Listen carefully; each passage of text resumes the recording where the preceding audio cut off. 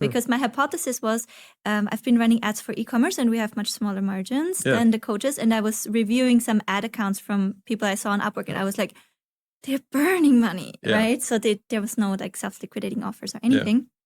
And so I wanted to, and they were growing groups with bridge pages. So they would pay $10 per group lead instead of kind of using the lead generation with the form. And so I wanted to have a case study with her, but she ghosted me. And then I was like, okay, maybe I turn myself into this living case study. And I was telling that to people, I'm making a living case study and I'm showing you how I'm growing the group from 0 to 1,000 members with ads and then how I monetize it. And basically that's how I got my client, because at the end I was just saying, you just saw me doing this.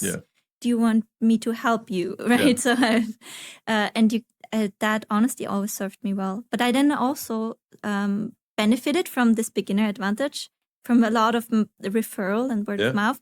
And then I kind of blew it up because I thought I now have to build in operations. And so now I have to deliver the service more at scale. And this is when I think I lost the product to market fit, which when I didn't understand that I'm a huge part of the product. So now I'm back in the weeds and in that role. And now my question is for the community owners on Skool that kind of want to do well in a sense of I want to build something bigger than myself. But I also don't want to kind of kill a part of product to market fit, which is always me. And the same goes for the Skool community, right? You are a big reason why there's so much value. How do you scale, but not kill the essence, which is kind of you? I think it's so two things. So one is what's being promised and what's being delivered, and neither of them having scope creep. And so from a promising perspective, we have the clear things that we say, hey, this is what I will do. It's like I take one call a week. And one time a month, we're going to drop a big 8-hour training inside of there. Beyond that, I don't do much inside of Skool. And that's because I have a lot of other stuff that I'm doing and I can't physically. I wish I could. But then what happens is, one, that still stays like really like I'm not overwhelming people in terms of like, I can't consume everything. It's like there's one call a week and there's one big download. Like that's it. And it's very manageable for people to consume. But in the meantime, you create champions. And so like you're a champion in Skool.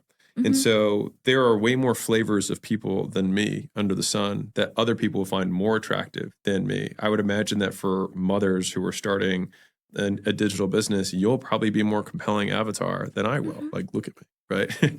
And so within your community, there are those needles, right? Or those slivers of people that can represent these tiny silos. And it's really just empowering them and giving them status within the community, pinning their posts, bringing them on, doing interviews with them so that they over time can shoulder some of that burden. And a lot of people will do that because they make money too and their status that's associated. And so I think that's fundamentally what we've tried to do with the Skool games was really have champions of the games. And it's I will bring people in, but I want it to be about them. Yeah.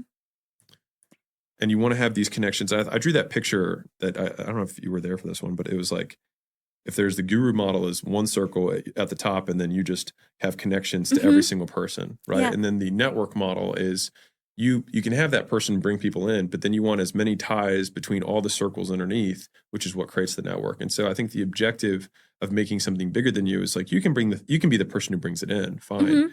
But then eventually all of the activation should be geared around creating a true community or a network of people who give and exchange value with one another. And then eventually you can leverage the proof from that community to advertise the community at large. And then over time, that's how you can fade yourself out if that was a desire of yours.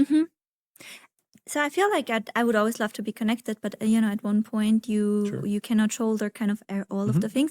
And I've tried to create some. So what works really well about the Skool community, right? There's aligned incentive structures, right? So I have benefit from posting a lot in the Skool community because it gives me exposure. It's aligned with what I'm trying to build. When I'm now thinking of my own community, I have tried to hire coaches and give them the opportunity to build their personal brand kind of within this alignment structure. And I also have, people who might have similar memberships who kind of want to position them as subject matter experts there. But I feel that the quality isn't there. Is it that you mean the people in your community don't make good enough stuff? That could be like, the those kind of leaders. And I do have engagement leaders who really help each other out. But for example, they might have a parenting membership actually. So I was wondering, is it that my personal brand isn't strong enough and that the opportunity that I'm offering is not big enough like it is in the Skool community? All right. So I want to make sure that I understand the question is that there's not enough people who are good in your community who can also add value to the community. The kind of value that they're looking for, which would be in the direction in which I can give advice. It might be a size thing and a time thing, which is that the bigger the community, it's just law of large numbers. Like if you have 1,000, I'm just using simple math. Like if you had 1,000 people, you're going to have less killers than 10,000, right? And also if you have a community that's 3 years old, you're going to have people who've leveled up and gained skills and have moved up. Versus one that's 6 months old. And I think it's probably the combination of those. I'll bet you time's actually a really big one. Yeah. The more you've helped people over a longer period of time, like it just takes time for people to learn skills. And if you're the one who's the champion of the community, you're often the person who learned the fastest. And so then people are like, I want to learn from you because you learned so quickly. And so you'll see rising stars. And I would say I would identify people by their rate of progress more than their absolute start. And so some people come in and they start here above other people, but they don't move. Yeah. Whereas some people can start low and then very quickly ramp up. Like I spend a disproportion of my time, even in the business here, when we have, teammates trying to find people who grow quickly and then pouring more into them. We care a lot less now about how people, it depends on what level we're hiring, but especially at the individual contributor level, we just want people who learn quickly. That makes a lot of sense. And so I think time and size. Time, size, and maybe also finding ways to attract more people who are doing something similar than I do, right? Rather than, so kind of maybe even giving permission, because I think often I have a lot of digital marketers in my community, but sometimes they don't want to be very visible because they're like, oh, some of my clients are in here, so I don't want to kind of have that I'm learning from you. Or I also have some that might not be like super vocal because they're like, I don't want you to feel like I'm stealing from you or something. So maybe I need to kind of vocalize that. I think permission. if you tell them that's totally fine for them to do it, I think that's one thing. But also just like the bigger you get, because I think you're going to go much bigger than this, honestly. The bigger you get, the more comfortable they'll be being in your community. Right? Like if your brand 10Xs, then they don't mind being underneath of it. That makes sense? Yeah. It makes a lot of because like it makes a lot of sense because I see right. the relationship, right? So to you, so that actually gives me a really great kind of role model segue into this. I looked up for the interview with Leila. When was the Facebook group of Gym Lounge founded? And it was in 2017. Did you start the group or?